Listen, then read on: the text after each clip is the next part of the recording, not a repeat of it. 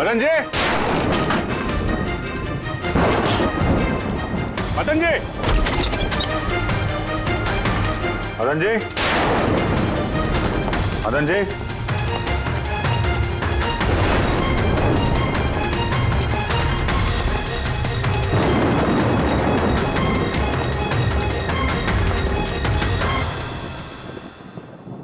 दया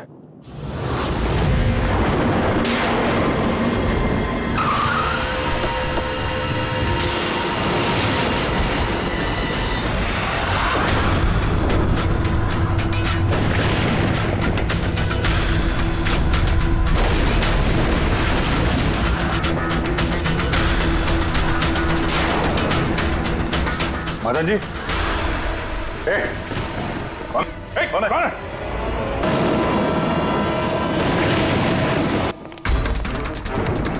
Abhijit sir, आने में देर हो गई।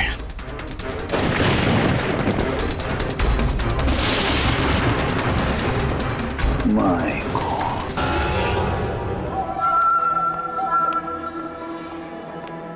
ये लीजिए। आराम से, आराम से।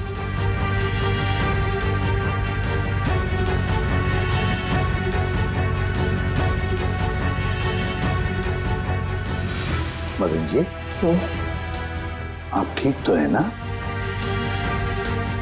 क्यों, क्या हुआ आपको? कोई है? हाँ? मेरी जान लेना चाहता है। कौन? हर वक्त मेरे आसपास ही रहते, मुझे कभी अकेला नहीं छोड़ते। शायद इस वक्त भी मुझे देख रहे, सुन रहे। देखिए मदन जी, घबराइए मत, आपको कुछ नहीं होगा, हम लोग हैं ना। मदन जी, आप किसकी बात कर रहे हैं? कौन कौन आपके पीछे पड़ा हुआ है? पुतले, कठपुतलियां। कठपुतली है? हाँ, नहीं मतलब वो टाइप की नहीं, मतलब जो बेजान हो, किसी के इशारे पे नाचे। ये कठपुतलियां बातें करती, मदन जी बोलती है, खुद चलती फिरती।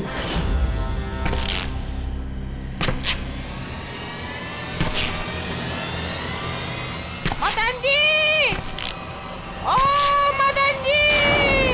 बातें करने वाली कठपुतलियां? हाँ, मैं जानता हूँ आपको मेरी बात का यकीन नहीं होगा, लेकिन बात ही है, किसी को नहीं होगा।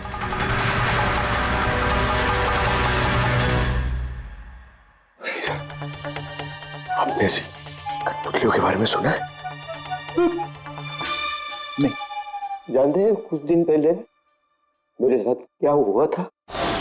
उस दिन मेरा बर्थडे था, घर की बेल बजी, मुझे लगा मेरे दोस्त मुझे मिलने आए हैं।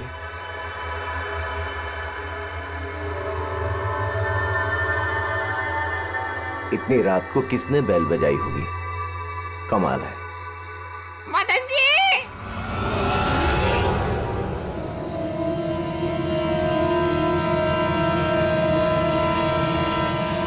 कौन? दिखाई नहीं दे रहा।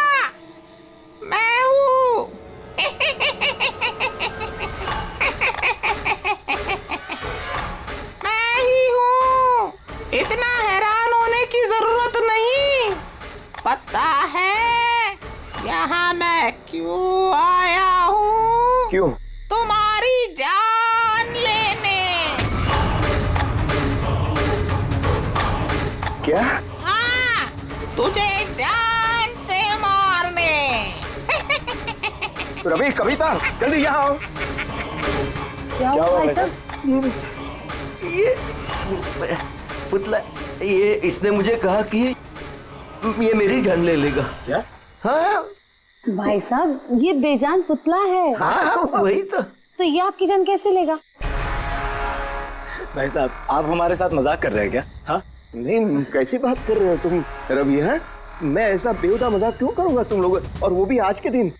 अरे मैंने खुद सुना, इसने मुझे कहा कि वो जान ले लेगा। एक मिनट मैं देखता हूँ। संभालना रवि। ये शांत।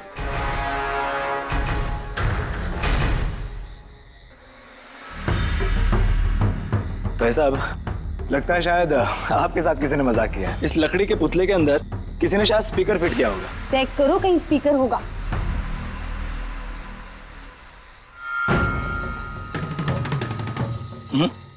नहीं इसमें तो कुछ भी नहीं है। अब कहाँ है वो पुतला? कैसे होगा? मैं उसी टाइम उसे तोड़ मोड़ के जला के खत्म कर दी। धमकी दी थी मुझे, उसे मैं कैसे ऐसे छोड़ देता है? क्या आपने वाकई देखा था? हाँ, मैं मदन जी, हो सकता है आपको कोई सपना अपना आया। वही अकेला देखा मैं, और एक बार नहीं, ऐसा मेरे साथ थोड़े दिन बाद भी। मुझे लगता है कि मदन जी को मारने का सबसे अच्छा तरीका ये है कि उनके सीने में चाकू घोंप दिया जाए। उससे तो पूरा फर्श खून से गंदा हो जाएगा। सबसे बेस्ट तरीका है मदन जी को जहर दिया जाए। एक काम करते हैं, क्यों ना उनका गला ही दबा दिया जाए? तो आप ही बता दीजिए मदन जी, आप कैसे मरना पसंद करेंगे?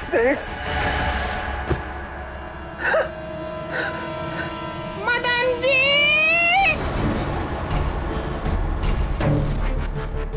कहाँ चले?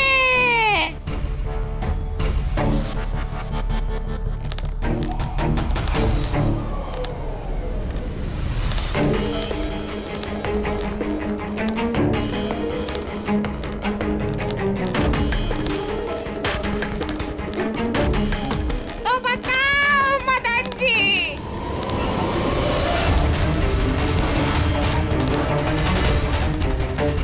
कौन से तरीके से मरना चाहोगे?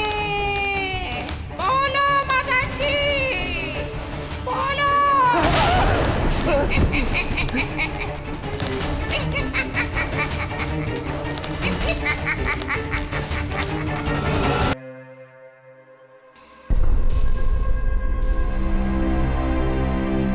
वाकई मदन जी की जान को वाकई खतरा था। सही कह रहे थे, कोई वहम नहीं था। सर मतलब ये मदन जी का खून इस कठपुतली ने किया? क्या बकवास कर रहे हो यार? कठपुतली खून थोड़ी ना कर सकती है। तो फिर खून किसने किया होगा? उसी ने फ्रेडी, उसी ने जो कठपुतली का खेल खेलना जानता है। जब हम लोग यहाँ पर आए तब कठपुतली के हाथ में ये चाकू था। सारे सबूत तो इसी की तरफ इशारा कर रहे हैं। खून इसी ने किया है। भैया प्लीज प्लीज, ये भैया को। सर इस पुतले ने खुद नहीं किया। एक मिनट, आप लोग कौन हैं? सर मैं कविता हूँ, इनकी पत्नी, और ये मदन भैया है, इनके बड़े भाई, ये रवि है। तो आप लोग अब तक क्या कर रहे थे? कहाँ थे आप? सर आज हमारी मैरिज एनिवर्सरी है, इसलिए हम बाहर डिनर के लिए गए थे। हमने मदन भैया को भी कहा था साथ में आने के लिए, लेकिन उन्होंने मना कर दिया। और ये सब ठीक है, मदन जी का खून इस पुतले ने नहीं किया? हाँ सर, इस पुतले ने खून नहीं किया। आप जानती हैं खूनी को? मुझे पूरा यकीन है, इनका खून शार्दुल ने किया है। वो इनसे बदला लेना चाहता था। ये शार्दुल है कौन? किस बात का बदला लेना चाहता था? शार्दुल एक पेंटाकोलिस्ट और वॉइस ओवर आर्टिस्ट था। मदन भैया और रवि के बड़े भैया अंकुश भैया के बचपन का दोस्त। अंकुश भैया को शार्दुल से बचपन से ही बहुत लगाव था। जब उन्होंने देखा कि शार्दुल जिंदगी में कितनी ठोकरें खा रहा है तो 5 साल पहले उन्होंने अपना घर शार्दुल को दे दिया ताकि वो वहां से अपना थिएटर ग्रुप चला सके। हालांकि वो लोग कभी अंकुश भैया को किराए के पैसे नहीं दे पाए, मगर अंकुश भैया को इस बात से कभी कोई तकलीफ नहीं हुई क्योंकि वो जानते थे कि इस कला में इतने पैसे नहीं हैं। शार्दुल और उनके स्टूडेंट्स अंकुश भैया के घर से ही अपनी पेंटाकोलिस्ट की प्रैक्टिस किया करते थे। कठपुतलियों से बातें करवाने की इस कला का घंटों बैठकर रियाज किया करते थे। तो एक चीज तुम लोग अच्छे से समझ जाओ, वेंट्रिलोक्विज्म की कला आसान नहीं है, लेकिन ये इतना भी मुश्किल नहीं है। इस कला को करने की तकनीक इसके नाम में छिपी है। वेंट्रिलोक्विज्म एक लैटिन शब्द है जिसमें वेंटर का मतलब पेट और लोक्वी मतलब बोलना, और वेंट्रिलोक्विज्म मतलब पेट से बोलना। जैसे हेलो गौरव, कैसे हो तुम? फिर एक दिन अंकुश भैया गुजर गए और सब कुछ बदल गया।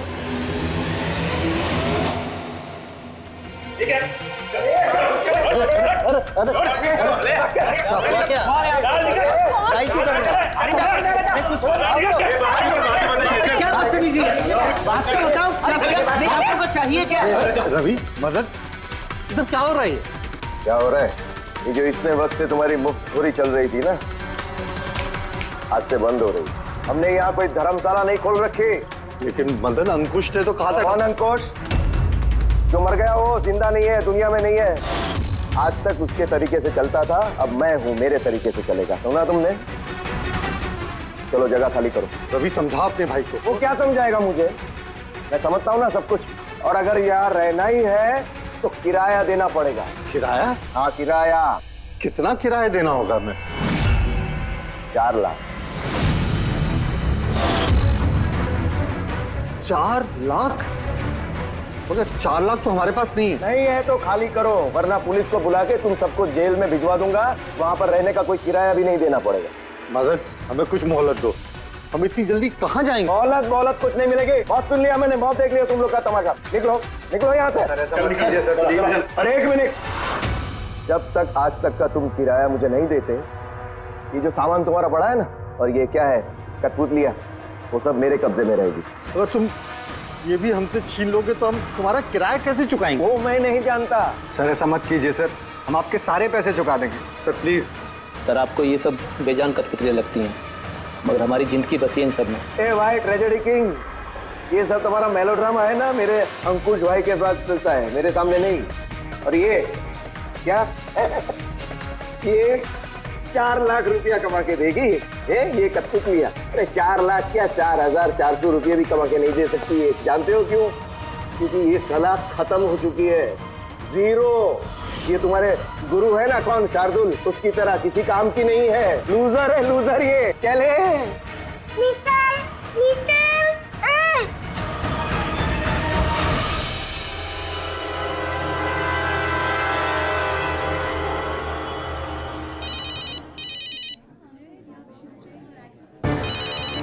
ये भी ना।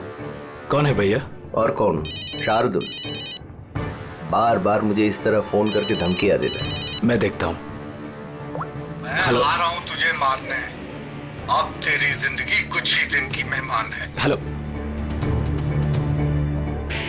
भैया, मेरे ख्याल से हमें पुलिस के पास जाना चाहिए। पुलिस डिपार्टमेंट में मैं किसी को जानता हूँ, शायद वो हमारी मदद करे। हाँ भैया, मुझे बिल्कुल भी उम्मीद नहीं थी कि शार्दुल इतना सनकी निकलेगा। हमें पुलिस के पास जाना चाहिए। कोई फायदा नहीं, ये शार्दुल अपने मोबाइल से फोन नहीं कर रहा, कोई लैंडलाइन नंबर से कर रहा है। Landline number? मैं पता लगाता हूँ ये नंबर कहाँ का है। क्या? ये क्या बोल रहे हो तुम? हाँ सही बोल रहा हूँ, ये नंबर इस हॉस्पिटल के मॉर्ग रूम का है। शार्दुल मुझे मॉर्ग रूम से धमकी भरे फोन क्यों करेगा? इस नंबर से इन लोगों को धमकी भरा कॉल आ रहा है। कल रात को भी आया, आज सुबह भी, लगातार 3 दिनों से आ रहा है। कौन कर रहा है ये कॉल? सर इस फोन से किसी को भी फोन करने की इजाजत नहीं है। मैं सारा दिन यहीं पे रहता हूँ, इस फोन से किसी ने भी कोई कॉल नहीं किया। तो फिर तुमने किया होगा फोन? साहब मैं क्यों फोन करूंगा, मैं तो आप लोगों को जानता भी नहीं हूँ। हाँ तो हो सकता है तुमने शार्दुल के कहने पे किया हो। क्या नाम दिया आपने? शार्दुल। शार्दुल? ये है शार्दुल, जानते हो इसे? ये आप लोगों को कैसे कॉल कर सकता है? क्यों नहीं कर सकता कॉल?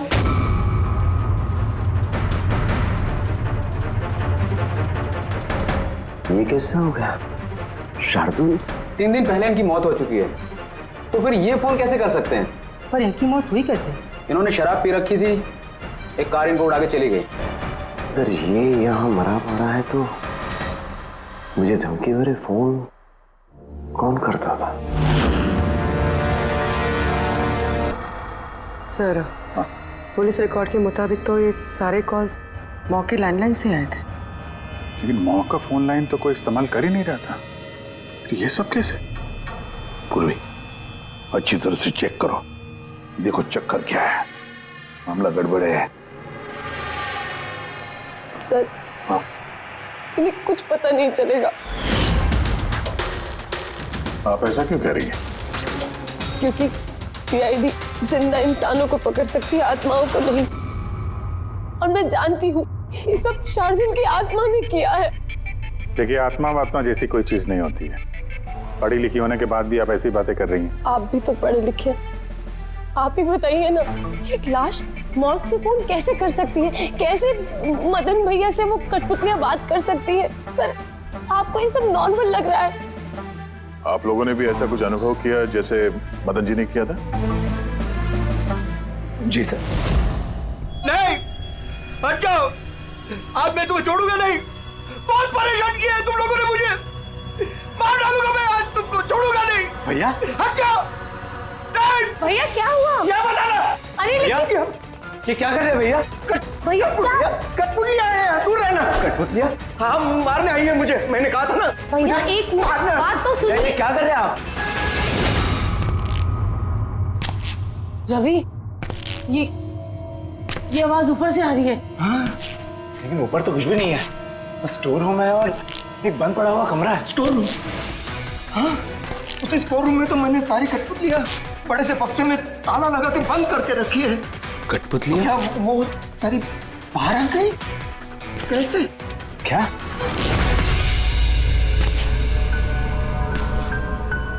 भैया आप डरिए मत, आइए ऊपर चलिए। रवि लेकिन चलिए आराम से, संभल के।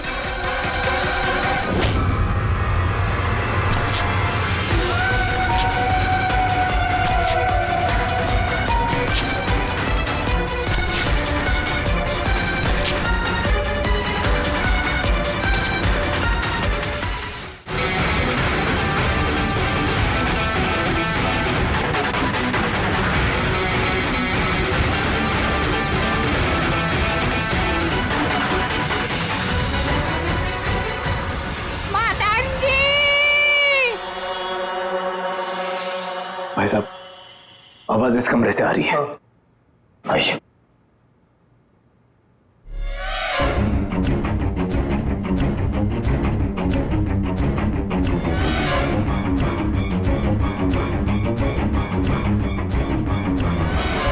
मदन जी,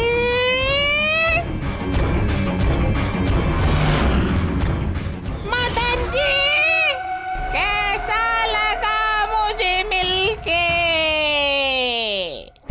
सोचा मारने से पहले मिल तो लूं। मैंने कहा था बातें करते हैं। सर मदन भाई साहब ने सभी कठपुतलियों को बक्से में बंद करके रखा था, लेकिन पता नहीं ये कठपुतलियां कहां से बाहर आ रही हैं। हमें वो बक्सा भी देखना है और वो कमरा भी जहाँ पर लोगों ने वो कठपुतली देखी थी, कहाँ है? सर दोनों कमरे ऊपर ही है सर। चलिए दिखाइए। आइए सर।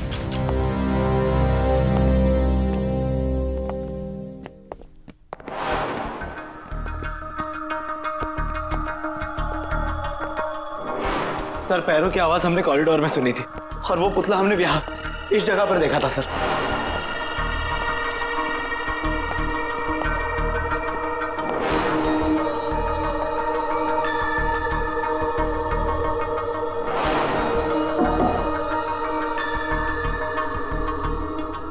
ये कमरा एकदम खाली क्यों है? सर मैंने सोचा था कि यहाँ पर ट्रेडमिल और बाइसिकल रखूंगा और थोड़ी एक्सरसाइज करूंगा, पर कभी टाइम ही नहीं मिला।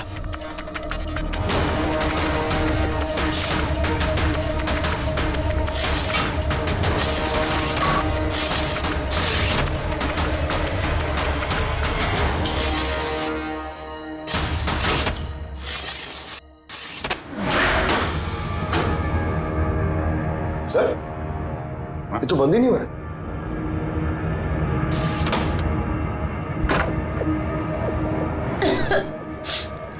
आइए सर। सर यही वो पेटियां हैं जिनमें कठपुतलियां बंद थी। इधर लाइट ऑन करना। जी।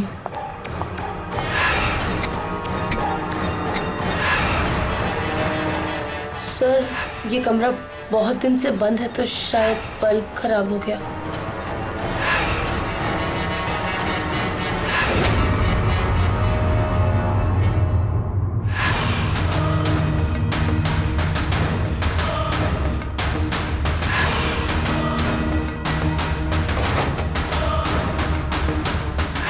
सर सारे पेटियों पे ताला लगा है।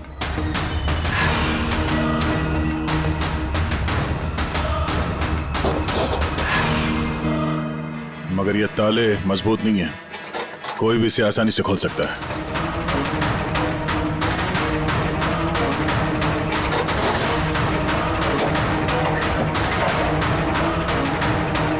इतने सारे पुतले,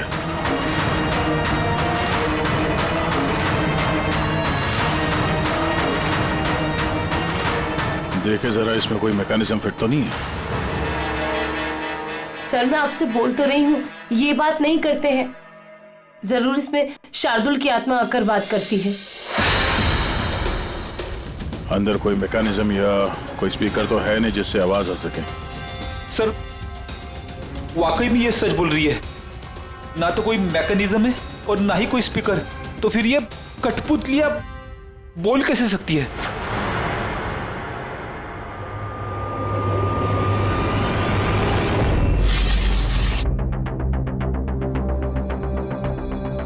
लॉक खराब है?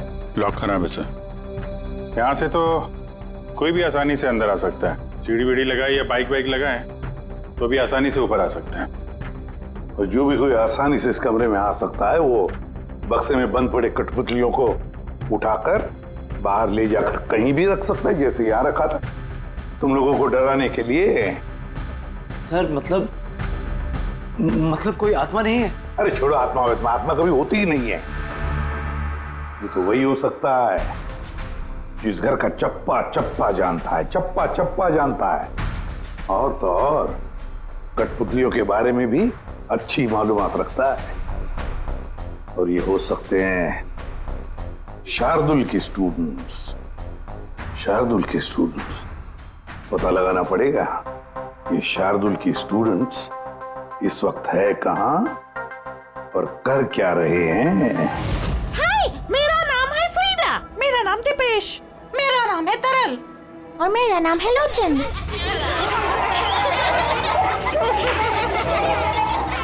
आज मैं आप सबको एक बहुत ही अच्छी कहानी सुनाने वाली हूँ।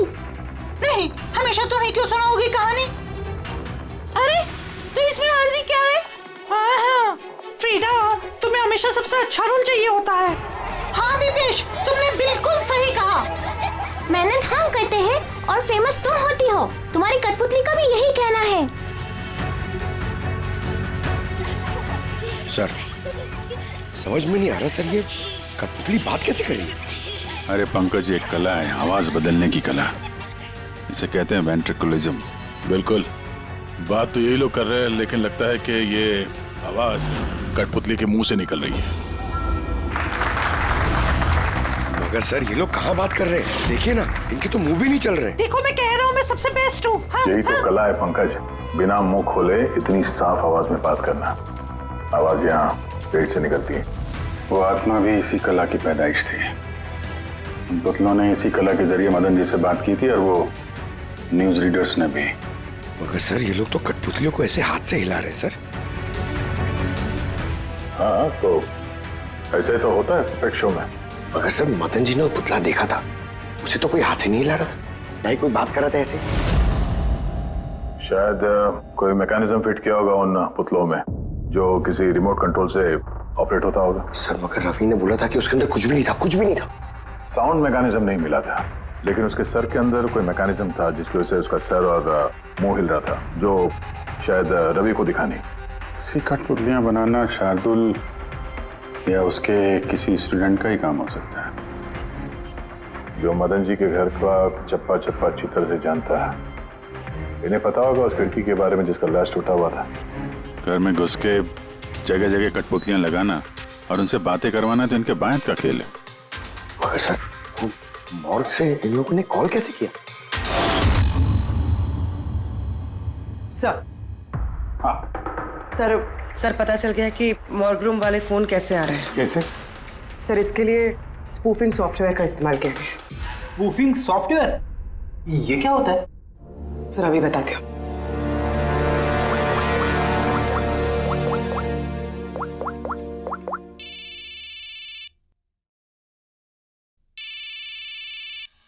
अरे यार, मेरी वाइफ को भी अभी फोन करना था। हाँ? सर मैं बिजली का बिल भरना फिर से भूल गया हूँ। शायद बिजली कट गई होगी। डांटने के लिए मुझे फोन किया होगा। फोन उठाऊं क्या? ले लो, जाओ जल्दी बात करो। हेलो, हाँ मैं घर आने से पहले बिजली का बिल भर दूंगा। क्या फ्रेडी सर, इस बार बिजली कट ही जाएगी। अरे पूर्वी, तुमने फोन किया? मगर ये तो मेरी वाइफ का फोन नंबर है।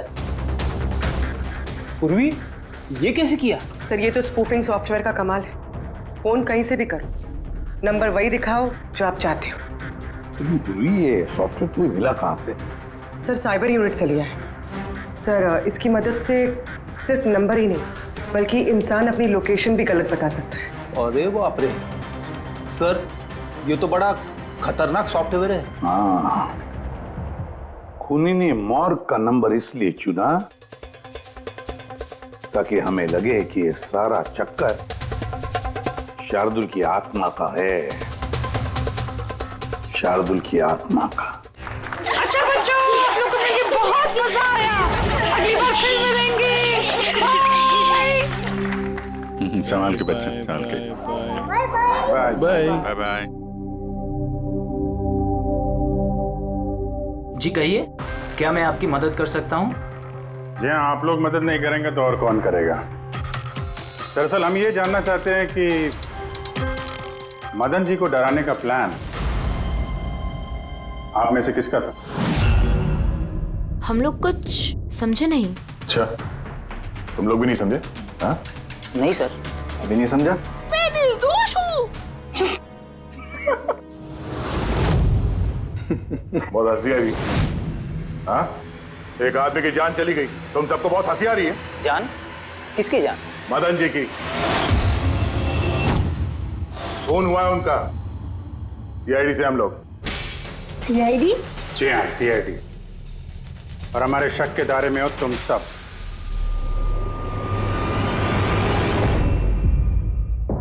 कल तुम लोग कहाँ थे? मैं कल अपने दोस्त सलोनी के घर पे था सर। आप उसके घर वालों से पूछ सकते हैं। और तुम कहाँ थे? सर हम, मेरा मतलब लोचन और मैं एक शो के लिए गए थे पुणे। आज सुबह ही लौटे हैं हम। पुणे? कैसे गए थे पुणे? रेडियो कैब से। आई हैव द इंफॉर्मेशन, आप चेक कर सकते हो। ये लीजिए। क्या हुआ? बहुत पसीने छूट रहे हैं तुमको? हाँ? तुम कहाँ थे कल रात? सर वो मैं बताता हूँ। तुम कल रात मदन के घर में थे या नहीं? हाँ मैं वहाँ। लेकिन मैंने किसी को नहीं मारा। क्या करने गया था फिर वहाँ? हाँ? सर हम तो बस मदन को सबक सिखाना चाहते थे। जो कुछ उसने शार्दुल सर के साथ किया वो बहुत गलत किया। और हाँ, आज अगर शार्दुल सर हमारे बीच नहीं है तो वो सिर्फ एक इंसान के कारण, वो है मदन। उनके कारण ही उन्होंने दारू पीना चालू किया और वक्त से पहले गुजर गए। तो तुम लोगों ने सोचा खून के बदले खून? नहीं नहीं सर, हम बस डराना चाहते थे। गौरव का प्लान था ये। हाँ सर, गौरव ने कल रात मुझे फोन करके बुलाया था, तकरीबन 11:30-12 बजे के आसपास, लेकिन मैं थोड़ा लेट हो गया और 12:30 बजे पहुंचा।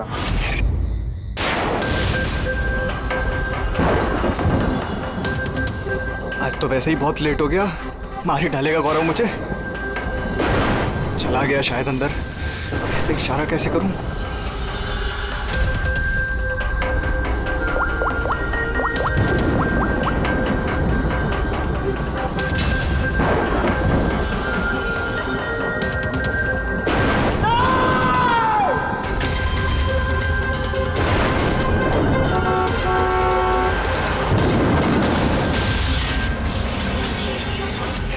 गड़बड़ तो हुई ना, मदन जी का खून हुआ रात में। सर मेरा इस खून से कोई लेना देना नहीं। और गौरव का? सर ये तो गौरव ही बता सकता है ना। ठीक है, बुलाओ गौरव को। कहाँ है वो? गौरव तो फिलहाल गोवा में। गोवा? गोवा किस लिए? सर ये पता नहीं। उसको बचाने की कोशिश मत करना, वरना खुद बच जाओगे, समझे? नहीं सर, ऐसी बात नहीं है। कल रात को जब मैंने उसे फोन किया तो उसका फोन बंद आ रहा था। आज सुबह उसका मैसेज आया मेरे पास। मैसेज? सर कल रात कुछ ऐसा हुआ जो नहीं होना चाहिए था। मैं गोवा पहुंच गया हूँ कुछ दिन छुपने के लिए। लेकिन ये गोवा पहुंचा कब और कैसे? जब हम लोग क्राइम सीन पे पहुंचे तो वो वहां पे था नहीं। हाँ, अगर हम मान भी ले कि जब हम लोग वहां पर पहुंचे उससे ठीक पहले वो वहां से निकला था, तो वो गोवा कैसे पहुंच सकता है? खून हुआ रात के 1 बजे, उसके बाद हम लोग वहां पहुंचे और रात को कोई फ्लाइट तो है नहीं गोवा जाने वाली। सर अगर फ्लाइट से नहीं और बस से या फिर गाड़ी से गया हो तो? नहीं पंकज, ड्राइव करके गोवा पहुंचने में कम से कम 12 घंटे लगते हैं और ये मैसेज आया है सुबह 9 बजे। मतलब गोवा पहुंचने से पहले ही उसने मैसेज कर दिया कि वो गोवा पहुंच चुका है। पंकज जरा पता करो गौरव के मोबाइल की लास्ट लोकेशन क्या थी। नंबर देना गौरव का। ओके जी, थैंक यू। सर गौरव का आखिरी लोकेशन मदन जी का बंगलो ही था और कल रात 11:30 बजे उसका फोन बंद हुआ। 11:30? Hello, thank you sir. Gaurav Kumar नाम का कोई भी आदमी गोवा के किसी भी फ्लाइट में नहीं था, ना आज सुबह ना कल रात को। और तो और सर ये किसी भी एयरपोर्ट के सीसीटीवी फुटेज में भी दिखाई नहीं दिया। मतलब अपना शक सही निकला, गौरव यही है उसने या फिर किसी और ने उसके फोन से ये मैसेज भेजा है कि वो गोवा गया है। लेकिन सर कोई ऐसा करेगा क्यों? वो तो अभी पता नहीं है फ्रेडी, लेकिन एक बात समझ में नहीं आ रही। गौरव जी को मदन जी को मारना था तो वो कभी भी मार सकता था। ये डराने का ड्रामा क्यों? ये चारों लोग मिलकर ये जो कठपुतली का गेम खेल रहे थे, और तो और जब उसने मदन जी को मारा तो इसके बारे में अपने दोस्तों को बताया भी नहीं। यहाँ पे कुछ पेच है। इसका एक ही मतलब है बॉस, या तो गौरव को हड़बड़ी में मदन जी को मारना पड़ा जब वो पकड़ा गया, या फिर खूनी गौरव नहीं कोई और ही है। सर अगर खूनी कोई और है तो फिर ये गौरव कहाँ है? हो सकता है खूनी ने गौरव को मार के उसे गायब कर दिया और हमारे सामने ऐसे सबूत डाल दिए जिससे हमें ये लगे कि वो हमसे छुप रहा है, गोवा में है। ये लॉक टूटा हुआ है। इसी खिड़की से गौरव और उसके साथी अंदर आते थे मदन जी को डराने के लिए। अगर ये गौरव कल रात यहाँ पे आया था उसके बाद से गायब है तो हो सकता है उसके साथ जो कुछ भी हुआ यही हुआ। अगर यहाँ उसके साथ कुछ हुआ है तो कुछ ना कुछ ट्रेसेस तो मिलने चाहिए। ल्यूमिनल टेस्ट करके देखते हैं। पूर्वी सर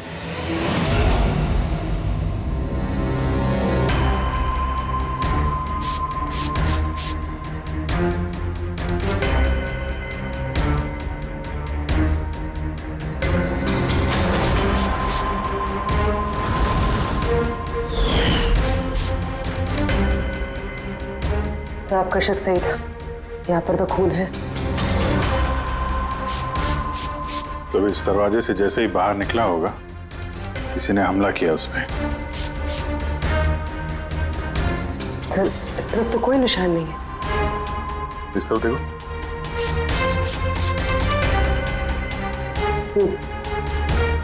आगे देखो।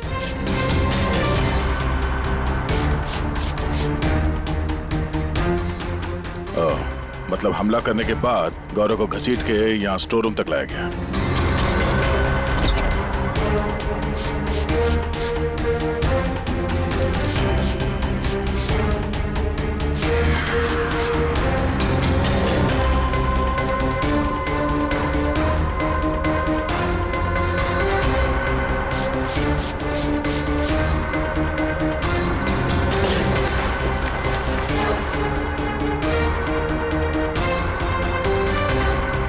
सर खून की बूंदें तो यहाँ तक है, मतलब गौरव को यहीं पर। और हम लोग यहाँ पर आए और हमें पता भी नहीं चला। और अब यहाँ से गायब। लगता है अब बॉडी को ठिकाने लगा रहे होंगे।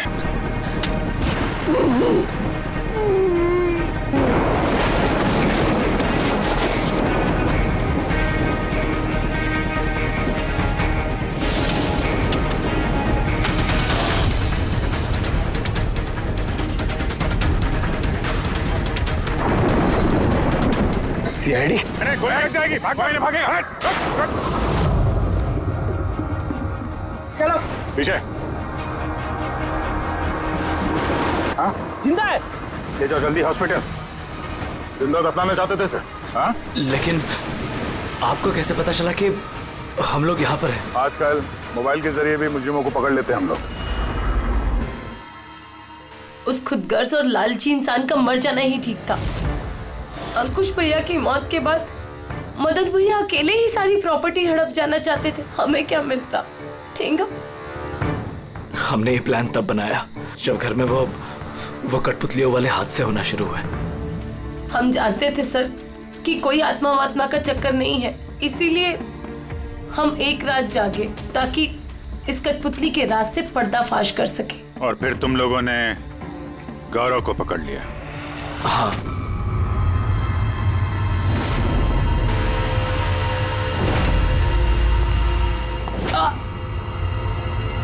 के बाद हमने सोचा कि उनके इस कठपुतलियों वाले खेल का फायदा उठाकर हम मदन भैया को मार सकते हैं। इसलिए गौरव पर हमला करके उसे बक्से में छुपा दिया और फिर मदन जी का खून करके हमें गुमराह करने की कोशिश की।